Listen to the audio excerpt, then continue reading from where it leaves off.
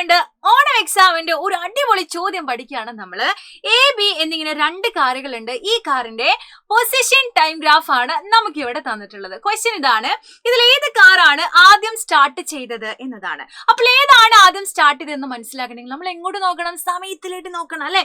അപ്പൊ ഇതാണ് ആദ്യം തുടങ്ങിയത്. ഇത് തുടങ്ങിയിട്ട് 10 സെക്കൻഡിന് ശേഷമാണ് അടുത്ത കാറ് സ്റ്റാർട്ട് ചെയ്യുന്നത്. സോ അങ്ങനെയാണെങ്കിൽ കാർ എ ആണ് ആദ്യം സ്റ്റാർട്ട് ചെയ്ത കാർ എന്ന് പറയുന്നത്. കിട്ടിയല്ലോ.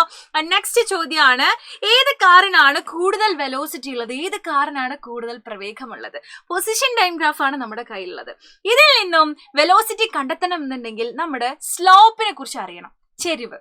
ആർക്കാണോ കൂടുതൽ സ്ലോപ്പ് ഉള്ളത്, ആരാണോ കൂടുതൽ ചെരിഞ്ഞിരിക്കുന്നത്, അയാൾക്കാണ് വെലോസിറ്റി കൂടുതൽ. സോ നോക്കാം അല്ലെ, നോക്കിയാൽ തന്നെ നമുക്ക് മനസ്സിലാവും കൂടുതൽ ചെരിവ് ബിക്കാണ് അല്ലെ. കൂടുതൽ ചെരിഞ്ഞത് ബി ആണല്ലോ, എക്ക് ചെറിയ ചെരിവേ ഉള്ളൂ. ഇനി നിങ്ങൾക്ക് വീണ്ടും ഡൗട്ട് ആണെങ്കിൽ നിങ്ങൾ പ്രൊട്രാക്ടർ കൊണ്ടുപോവുക, അളന്ന് നോക്കുക.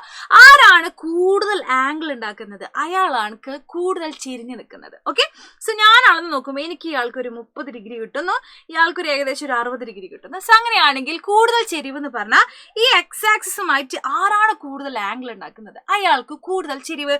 സോ ഇയാളാണല്ലോ കൂടുതൽ ആംഗിൾ ഉണ്ടാക്കുന്നത്, അയാൾ കൂടുതൽ ചെരിഞ്ഞിട്ട് ഓപ്ഷൻ ബി ആണ് കറക്റ്റ് ആൻസർ, അല്ലെങ്കിൽ കാർ ബി ആണ് കറക്റ്റ് ആൻസർ ആയിട്ട് വരിക. ഓക്കെ, അങ്ങനെയാണെങ്കിൽ ഇത് നിങ്ങളുടെ ക്വസ്റ്റ്യൻ ആണ്. നമ്മുടെ കയ്യിലൊരു ഗ്രാഫ് ഉണ്ട്, കാറിന്റെയും ബസിന്റെയും. ഇതിൽ ആർക്കാണ് കൂടുതൽ വെലോസിറ്റി ഉള്ളത് എന്നതാണ് എന്റെ ചോദ്യം.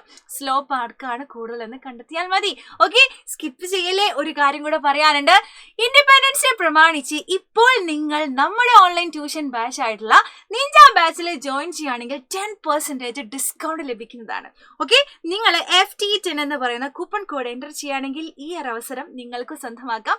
അടിപൊളിയായി ഗംഭീരമായി നിഞ്ച ബാച്ചിനോട് കൂടെ പഠിക്കാം. All the best.